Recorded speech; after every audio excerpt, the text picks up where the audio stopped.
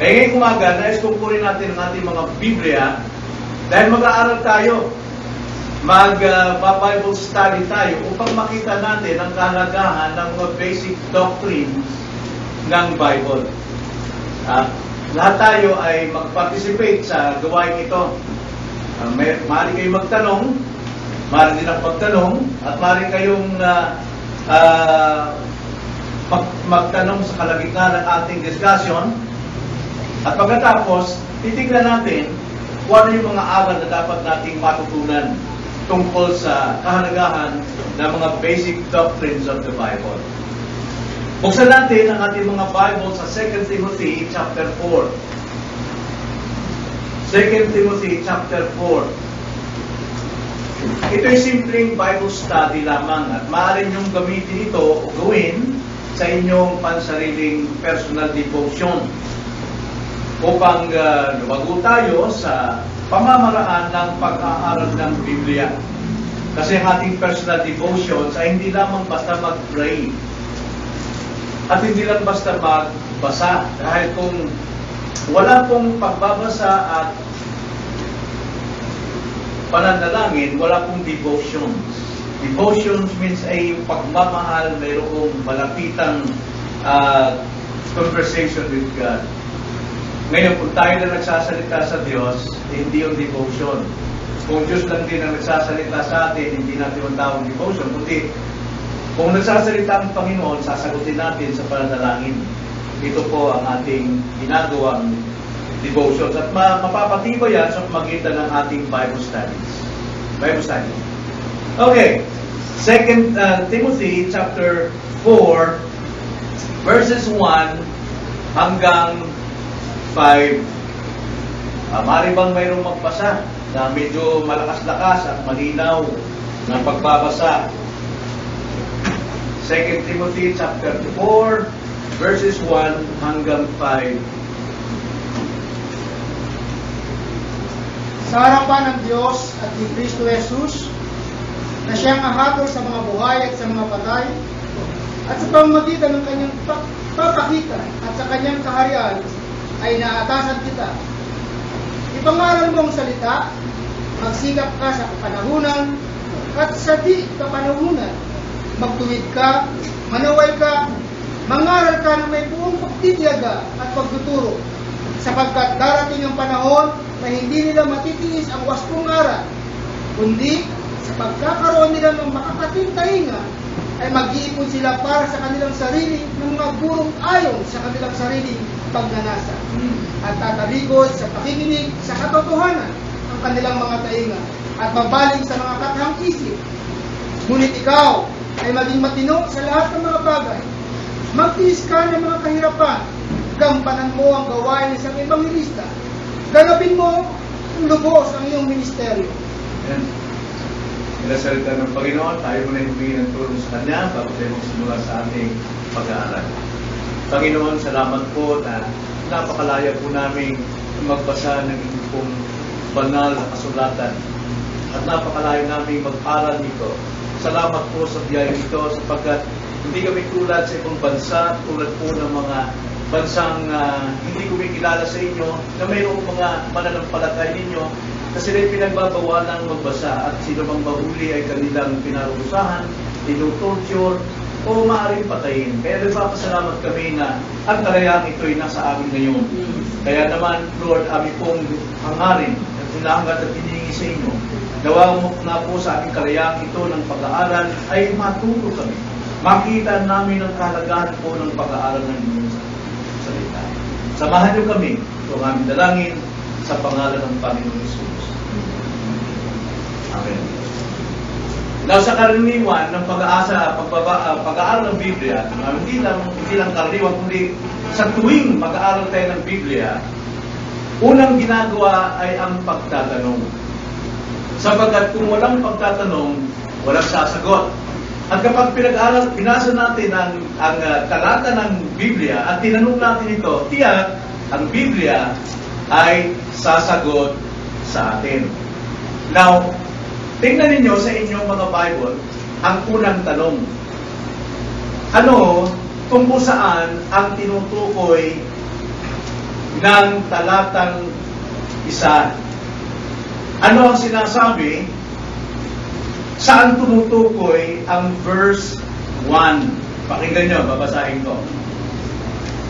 Sa harapan ng Diyos at ni Kristo Jesus, na siyang hahatol sa mga buhay at mga patay, at sa pamamagitan ng kanyang pagpapakita at sa kanyang kaharian, ay inaatasan kita.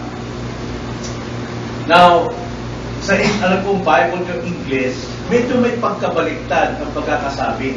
Ganito sa English naman, sa New American Standard. Itong para sa akin, ito yung napakagandang translation o version ng Bible. Ang New American Standard. Ganito ang sabi, I solemnly charge you in the presence of God and of Christ Jesus, who is to judge the living and the dead, and by His appearing and His kingdom. Now, ano ang tinutukoy? Ano ang pinag-uusapan dito? Ano ang sinasabi ng talatang ito? Una, sino ang nagsasalita o sumulat ng 2 Timothy? Sino? Anybody? Ha? Si Paul. Paano niyo napatunayan si Pablo? Dapat ang sagot natin ay nasa Biblia din, hindi doon sa ating preconceived ideas. Okay? Kadalasan kasi, maraming sumasagot sa tanong ng Biblia kung ano yung nakatanim na sa isipan. Mali pong Bible study yan. Dapat kung ano ang sinasabi ng ating binabasa. Saan natin makikita? Chapter 1 verse 1, of course. Chapter 1 verse 1. Anong sabi sa chapter 1 verse 1? Ano sabi? Si Pablo, apostol ni Kristo Jesus, sa pamamagitan ng kalooban ng Diyos, ayon sa pangako ng buhay na kay Kristo Jesus. Okay. At sino pa sa verse 2? Kay Timoteo na aking minamahal na anak. Okay. So malinaw na ang nagsasalita rito ay si Pablo. Sino kausap niya rito? Again, saan natin makikita yun? Yun. Chapter 1 verse 1, chapter 1 verse 2. Yun po ang Bible study. Hindi tayo sumasagot sa ating preconceived ideas, kundi we are answering it from the Bible. Yan po ang Bible study. Marami po kasing mga nagtuturo ng Bible, yung mga kanyang kausap, walang Bible. Kaya ang sagot ng mga nakikinig, kung ano yung pumasok sa isip nila, hindi based sa Bible. At minsan, ang mga nagtuturo kapag gusto nilang balututin ang salita, maniniwala lahat ng nakikinig pero wala silang Bible. No? Delikado yun. Now, sino ang sa talatang ito, sino ang nag-uutos? Si Pablo. Sino ang inutusan? Si Timoteo. So, sa talatang ito, ano ang sinasabi? Ano yung pangunahing paksa o sinasabi ng talatang ito? Tungkol saan? Ha? Alin? Pakilakas lang. Ito ba din? Pangako. Ha? Judgment? Sa verse 1? Okay. Ha? Dito, mayroong isang salita dyan o isang paksa na kung wala yun, walang kwenta lahat ng buong sentence. Ano yun? Pag sinabi nating pangako ng judgment, wala tayong makita dyan. Wala tayong makita, right? Sa verse 1, meron ba tayong nakita ang pangako ng judgment? Wala. Okay.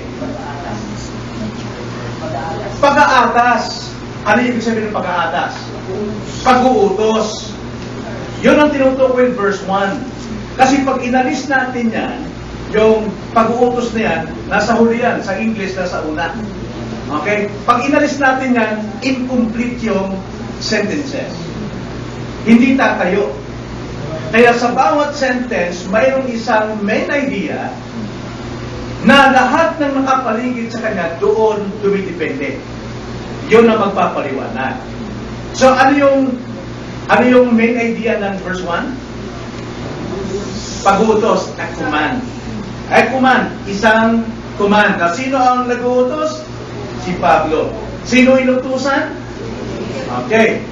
Now, dito, masasabi ba natin ang utos na ito ay para kay Timoteo lamang? Hindi. Bakit?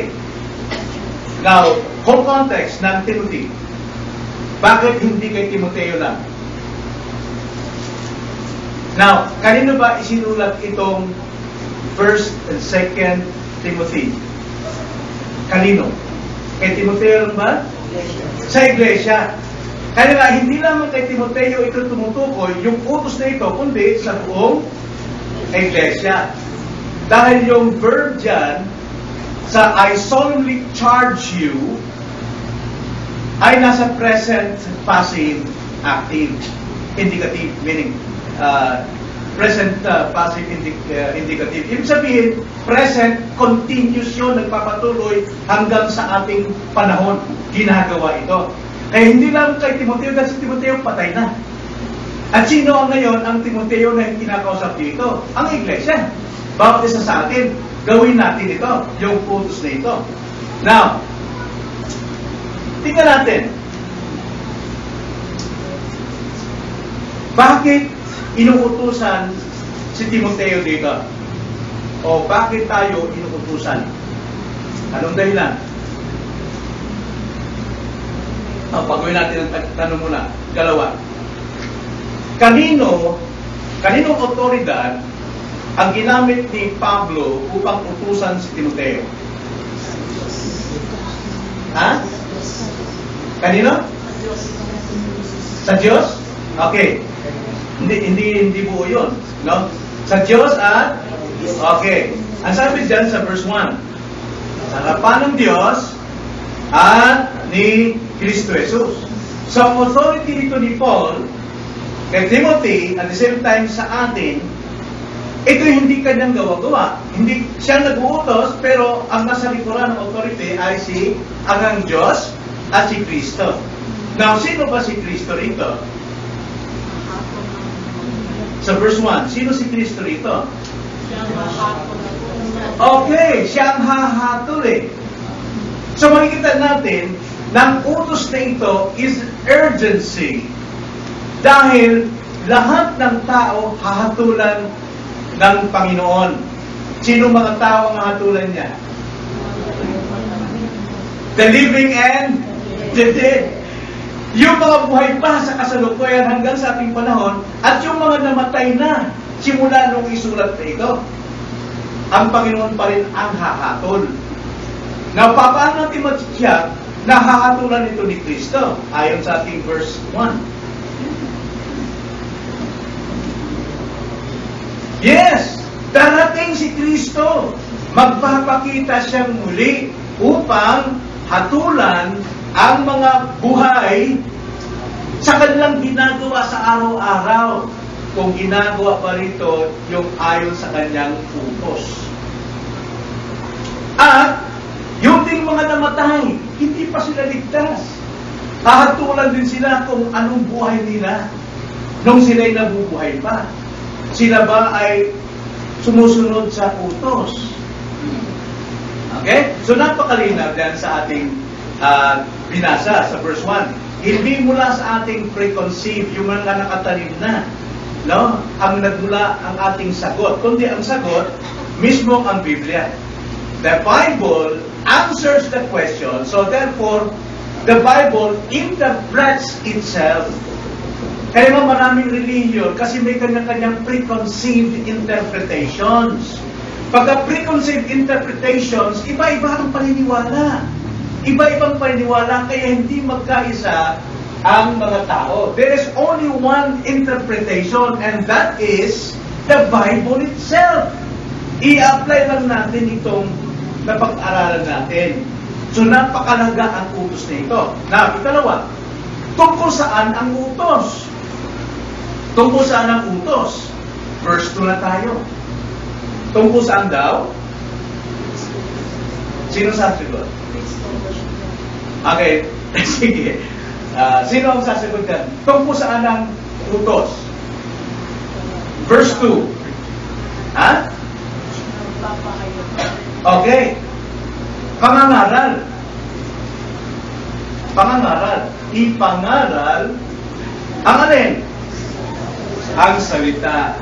Now, yung pangangaral dyan ay hindi lang ibig sabihin yung pastor o preacher na tatayo dito. Bakit kanyo? Sige nga, magbigay tayo ng dahilan according to the context natin pinag-aralan. Bakit hindi lang pastor, mga preachers, o mga teachers ang magtuturo ng salita ng Diyos? Why? Ha? Sino sasagot? Sige, ito. Sinabi ko kanina, biniguto sa iglesia, buong iglesia. Yes! Lahat ng miyembro rito. So, hindi lang ito preaching in the pulpit, but preaching sa lahat ng mga tao. Tungkulin ng bawat miyembro na mangaral ng salita. Kung ating ipinangaral ito sa labas, ibig sabihin yan pagbabahagi. Pero hindi walang pagkakabayang pangangaral din. Kaya sa mga Bible study ay mayroong maliligtas. Sa iyong testimony, sa iyong kapitbahay, maaari siyang maligtas through your sharing ng word. Kaya napakalaga ang pag-share ng gospel. Now, ngayon, ang utos dyan ay ipangaral ang salita. Right? Sa verse 2, ay ipangaral mo ang salita. Ipangaral mo ang salita. Now, kailan dapat ipapangaral ang salita? Sa pulpit lang ba? Ang sabi sa verse 2 again, sige po, mag-aral tayo. Matutunan ninyong tignan o ano sinasabi ng Bible. Pero may tanong.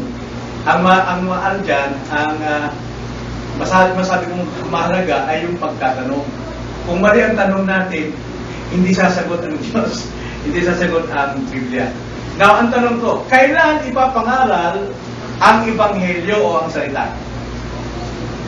Now, isa lang nakikita ko sumasagot eh. Lahat tayo. Ako magtuturo. Okay? Ikahanda ba kayo? Ako magtuturo. Si Sally nakangiti eh. Kailan daw dapat ipangaral ang salita? In season and in out of season. Yes! Ang sabi dyan, napakalinaw naman eh. Hindi si pastor. O ito yung Biyernes, kailangan mag-share kayo ha? Hindi kailangan yun ito yung Biyernes, kundi in season or out of season. Sa kapanahunan at sa di kapanahunan. Yan ang sinasabi. Now, paano ipapangaral ang salita? Paano? Again, sa verse 2 pa rin tayo. Paano ipangangaral ang salita? Okay. Si Biring. Sister Biring. Ha? Sa verse 2. Paano ipapangaral ang salita?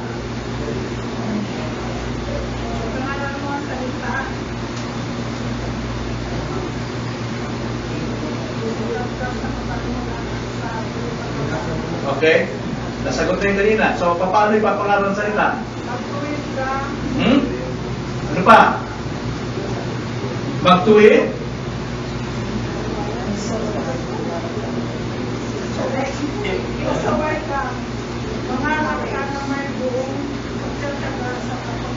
Okay, kompleto yung Bible natin ha. Yung pagkabasa mo lang hindi kompleto. Hindi sukat yung salamin.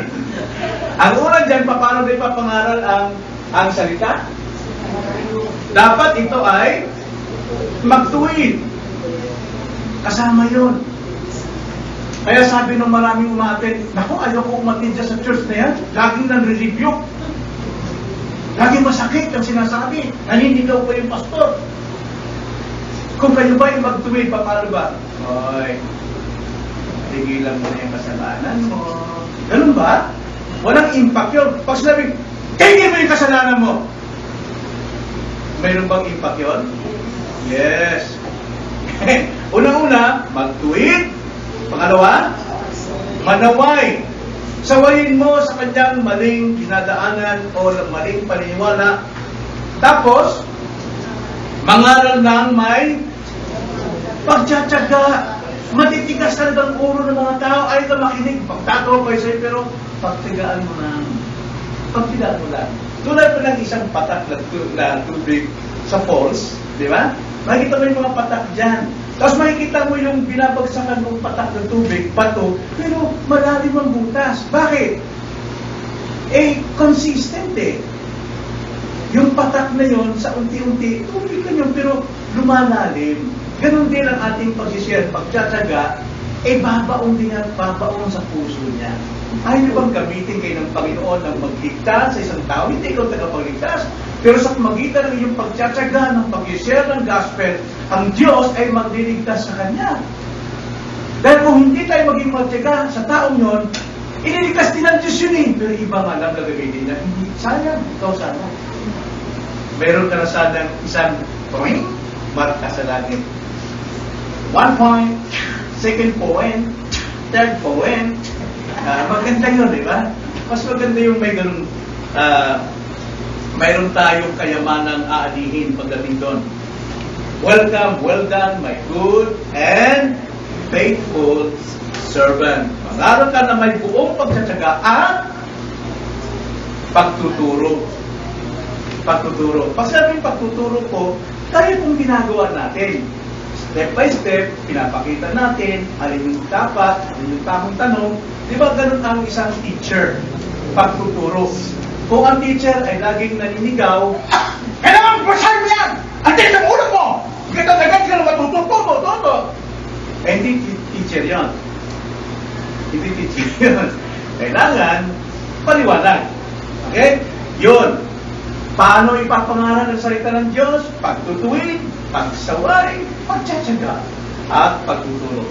Now, napakalagang tanong. Tumakbo tayo sa mga talatang 3 at 4. Ganito ang tanong ko. Bakit ganito ipapangaral ang salita ng Diyos? Bakit ganito ipapangaral ang salita ng Diyos? Okay. There are at least 5 reasons. At least 5 reasons sa verses 3 to 4. Now, tignan natin. Now, hindi natin gagamitin ang ating preconceived. Yung mayroon tayong alam. Kasi yan ang mali pagdating sa Bible study. Kailangan alamin natin ano sinasabi ng talata upang ang talata ang sasagot. And then, mayroon tayong magandang Bible study. Kung tawagin yan, inductive Bible study. So, inductive Bible study means hindi mo gagamitin yung iyong preconceived ideas tungkol sa talata. Kundi tulad ka ng isang jury sa court. Ang jury, iniimbitahan yan. No? Tapos, ang bawat jury, bago siya maging miyembro, questioning siya ng both noong kalaban at noong kakampi. Tatanungin ka, may alam ka na ba nito sa taong ito? Ay, nabasa ko na yan sa TV. So, hindi siya po pwede. Kailangan may alam ka ba dito? Wala po. Kilala mo nito? Wala po. Mayroon ka bang alam tungkol sa kaso nito? Wala po. Okay. Pupunin kang jury dahil kung mayroon kang alam tungkol sa taong yun na may kaso, sabi mo, kilala ko na yan, makasalanan talaga yan. Unfair yun. Kaya nga, ang jury, patas, wala silang alam. Ang kanilang malalaman lamang during the paglilitis na. Doon pa lamang sila kukuha ng kanilang decision. Ganon din tayo sa pag-aaral ng Bible. Huwag natin gamitin yung alam na natin. Tignan muna natin ang Bible, magtanong tayo na walang alam. Dahil kung mayroon tayong alam, lalo sa mga preacher, gagamitin natin yung alam natin para itong talatang ito itumama sa kanya. Hindi tama yon. Kailangan, kung tamaan man siya, according to the Word doon sa inductive Bible study. Okay, so wala pa tayong alam dito. Yan ang aking gustong ibaon dyan. Wala tayong alam dyan. So bakit ganito ipangangaral ang salita ng Diyos? Paano rin pangaral? Magtuwid, magsaway, magtsatsaga, at pagtuturo. Bakit daw ganito dapat ipangaral ang salita ng Diyos? Verse 3. And then yung at least 5 reasons. Hanggang verse 4. Sige nga, ano yung una? Bakit daw ganito ipapangaral ang salita? Ano muna? Ako ay, nag-intay ka rin turo pala. Okay, sige.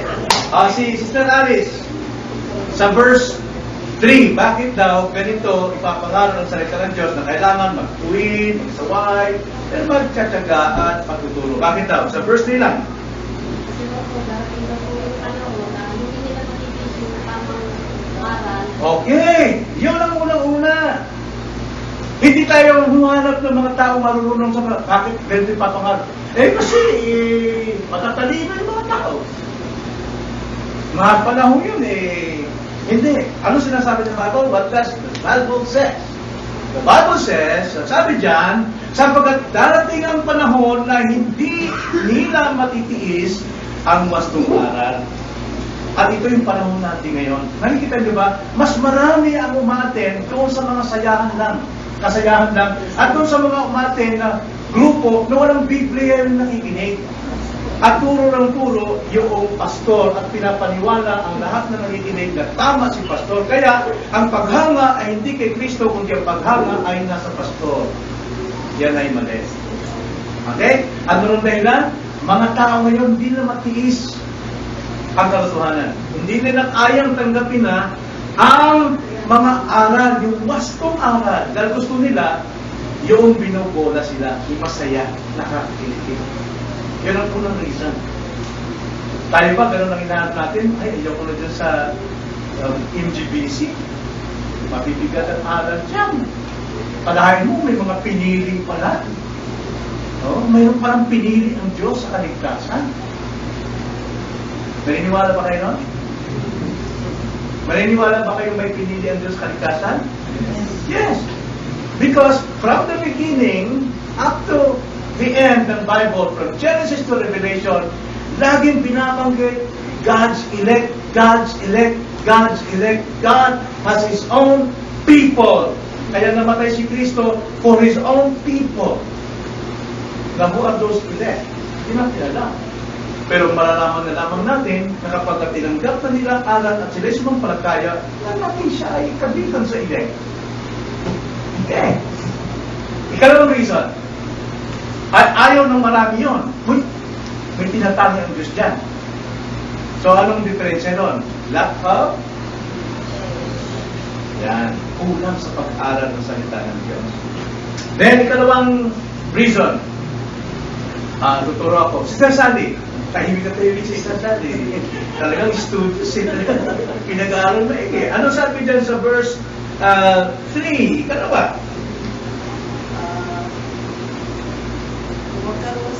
Magkakaroon nila ng pataking tenga. Okay.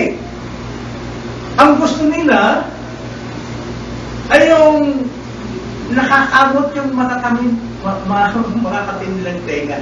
Diba? Kanina na naghanap ako ng Johnson Buds hair bud kay mama kasi nakalimutan. Pumati. Ang sarap talaga magkamot ng gano'n, diba? Yung binisip mo yung tenga mo ng buds, diba? Wala.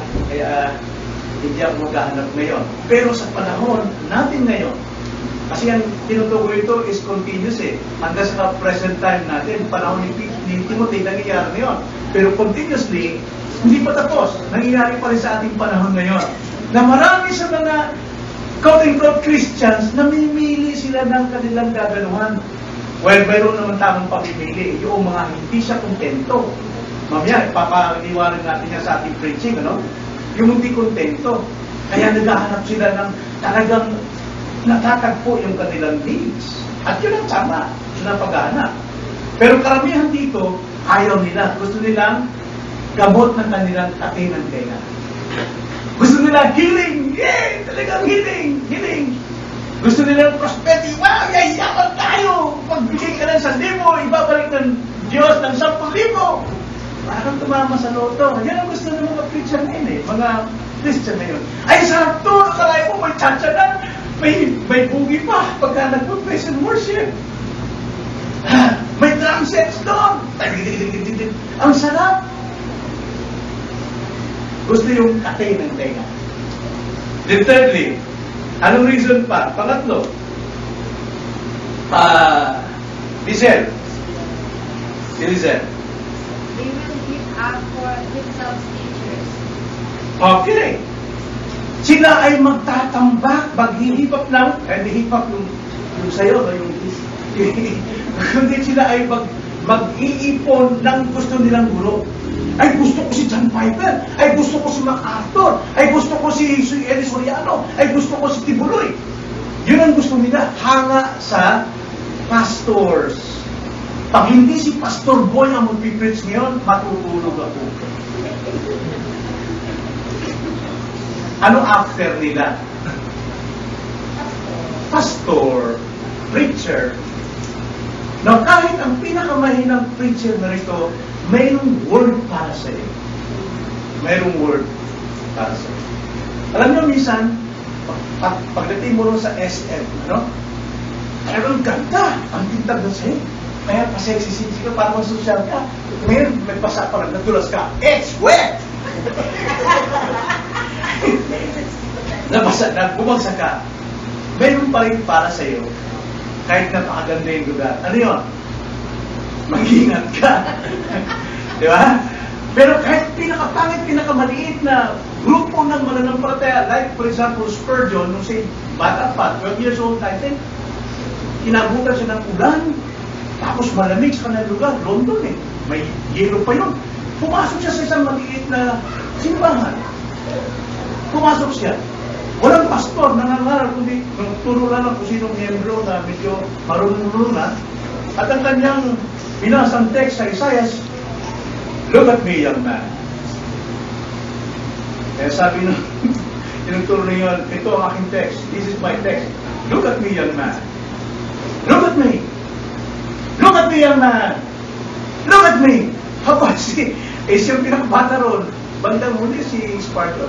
Doon talaga siya na-convert. Doon siya na-convert sa salitang yun. Salita ng Diyos kasi ni. Look at me, young man.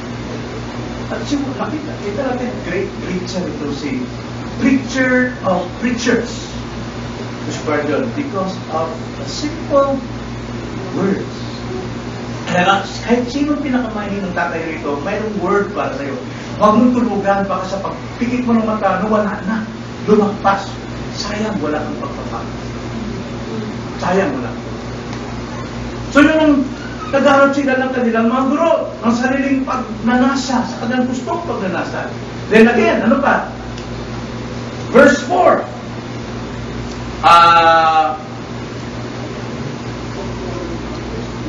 Can you still read, Mami? Okay, never mind. Siglo. Verse 4. Ano daw ang dahilan? Another reason why ay papangarang salita ng Diyos ng ganitong paraan? Oh? Okay. So, ang sabi dyan, tatalikod sila sa pakikinig ng katotohanan ang kanilang mga tenga. Ayaw na dyan. Ano pang mangyari? Kayo na lang ang banal dyan.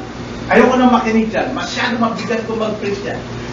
Alam niyo talaga ang katotohanan, napakasakit dyan, napakabigat. Pagka dyan ay tumusok sa akin. Sana matulad tayo kay Brother Lolong Bisaya. Sabi niya, Pastor, kapag kayo nag-preach, alam namin masakit. Pero minsan ayaw yung bitiw natin yung ano yung dapat para sa akin ay gusto ko parang balaran. Saksak mo na! Gusto niya ganun daw. Hindi na siya makapagintay. Saksak mo na yung ano yung para sa akin. Sana ganun din ang ating ugali pagdating sa preaching. Lord, magsalita kayo sa akin. Kausapin niyo ako sa problema ko ito. Kausapin mo ako sa kaguluhan ko ito. Kausapin mo ako sa kabigat nito. Lord, ano ang sasabihin mo? Kaya meron tayong prayer before sa ating Sunday School kasi kailangan natin ang preparation ng ating puso. Expectation from the Lord. Kasi magsasalita sa atin. Yun ang una eh. Ayaw na ng kanilang mga tenga. Pagod na, dahil na. Kasi meron silang kasalanan. Alam niyo, pag mayroon tayong kasalanan, tatanggihan natin yung katotohanan. Di ba? Eh kung mayroon kang kinakasama, na hindi ka naman kasal, pag narinig mo palagi na dapat ikaw yung tamang buhay, nasa buhay Kristiyano, ay talagang masasaktan ka. Ayaw mo na. Kasi ayaw bitiwan. Pero once na tinitiro mo yan, para kang nakalaya ng para maglipa na makalapating mapuputi mula sa iyong dibdib na puro kalayaan na ang iba kanya. Diba? Malaya. Ang sarap. Kita niyo ba yung palabas sa EDSA pagka kumanta niyo yung kalayaan ng Pilipinas? Parang yung mga palong puti at saka kalapati. Sarap pakiramdam. Lalo na kung tayo nakalaya sa kasalanan. It's panahon ng ating makikita at maramdaman. Then, last one. Ano sabi? Sa verse 4.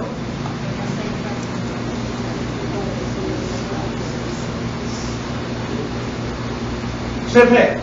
Yan. Siyempre. Ano lang sabi? At mga ibabaling sa katmang. Sa katmang isip. Okay. Ito na ang problema dyan. Mas gugustuhin nilang makinig sa mga nangangaral na pawang at hang-isip. Nakita na pa kayo ng mga ngaral na gano'n? Na hindi gumagamit ng Bible. Pero ang magamit, sasabihin, mga kapatid, ang sabi nga sa Biblia, God is love. Hindi sinabing God is a God of anger. God is love. Mahal ka ng Diyos. Kahit ano pang kalagayan mo ngayon, kahit ano pang kasalanan mo meron ka ngayon, mahal ka ng Diyos. Is that true? Danger po yan. Katang-isip ba yan eh? Bakit natin hindi titignan ang pag-ibig ng Diyos? Now, ang God is love, natutuwa tayo dyan. But remember this, na ang pag-ibig ng Diyos na kay Kristo. Ang pag-ibig ng Diyos ay na kay Kristo, kaya ibinigay na si Kristo sa sanlibutan ito. Kaya ang sino mang may Kristo, siya ay iniibig ng Diyos at mahal sa ng Diyos. Pero alam natin, God is good, right? Even though you are bad, but still God is good. Dahil yun ang kanyang common grace eh. Kaya sinasabi nilang, ay, ang Diyos ay pag-ibig. No, hindi yung tumutukoy pag-ibig, kundi tumutukoy yun sa kanyang common grace. Ng common grace ng Panginoon, kahit kriminal ka, kahit ikaw rapist ka, nakakainom ka pa ng tubig, nakakahinga pa ka ng hangin, ikaw yung naulanan pa rin ng ulan niya, at ikaw yung napapasikatan ng araw because God is good all the time. Namumuhay tayo by God's grace. Hindi na nahulugan God is love. Dapat tignan natin sa context. Bakit sinabi ng Diyos, ng Bible, na God is love? Alam natin, ang pag-ibig ng Diyos na kay Kristo. At John 3:16, na madalas natin ituro yan, yung word dyan, ay hindi po yung order o sistema ng sanlibutan o yung mga nakatira sa sanlibutan. The word there is cosmos. Cosmos means the arrangement. Yung kagandahang ordered, arranged already before the foundation of the world. At ano yung na-arrange before the foundation of the world? Sino yung mga na-arrange? The word of the elect. So, kailangan lang talaga dyan ang tamang konteksto sa pamamahala. So, ano nakita natin sa pag-aaral natin dito sa Bible study? Gumagawa ba tayo ng ating haka-haka?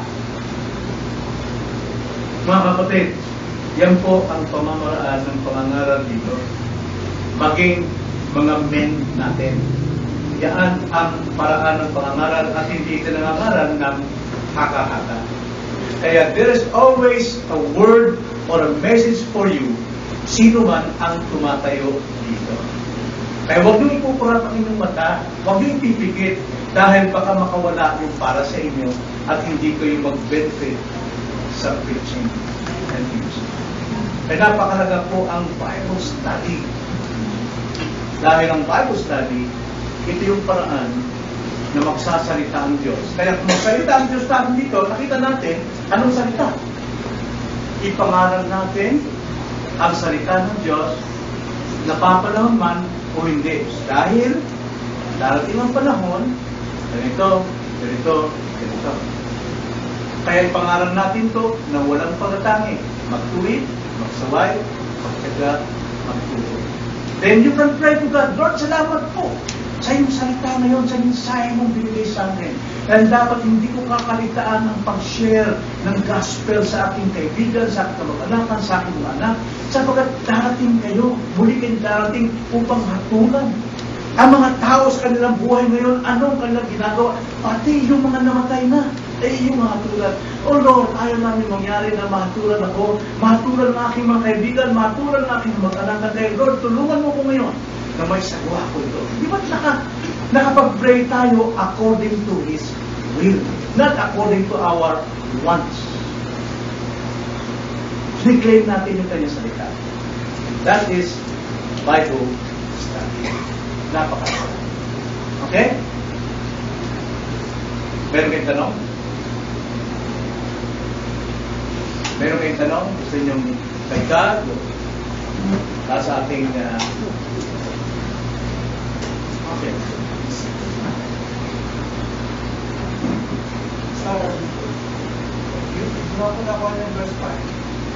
In verse 5. Okay, sige. Break natin.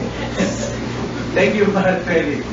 Nag-conclude na pala ako kasi nakita ko medyo wala nang Men, yung din ang gagawin natin, no?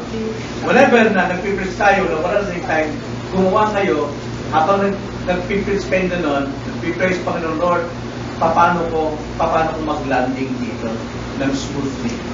May wala nang time. Kailangan ipag-pray din natin sa Panginoon, men, na alam natin mag-end ng ating message, although hindi pa tapos yung ating outline. Actually, outline ko apat na division ito, pero ang nabigay ko lang dalawa lang.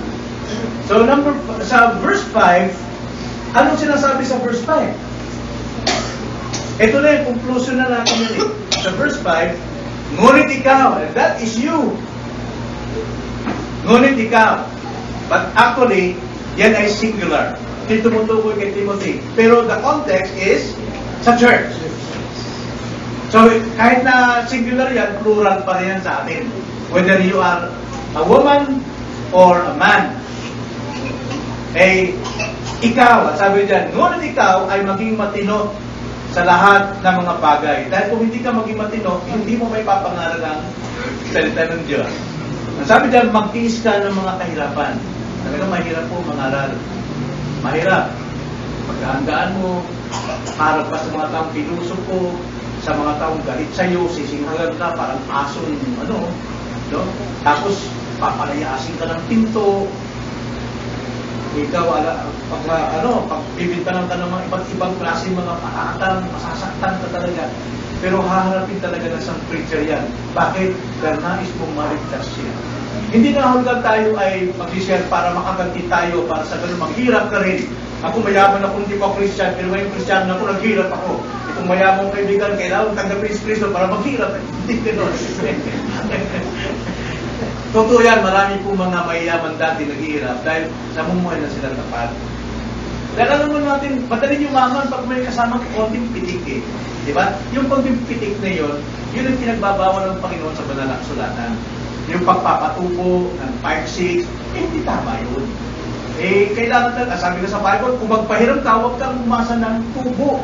Kung di magpahiram ka, huwag kang umasa ng pagbabalik. Yun ang sabi. Pero kung kayo manghirap, may balik nyo naman. Hindi naman ibig sabihin wala kayong responsibilidad. Dapat huwag tayo magkakautang. Sabi naman sa Romans chapter 10, di ba? Huwag tayo magkakautang kanina. Ibig sabihin, kung may utang ka, magbayad ka. Tungkulin mo yan.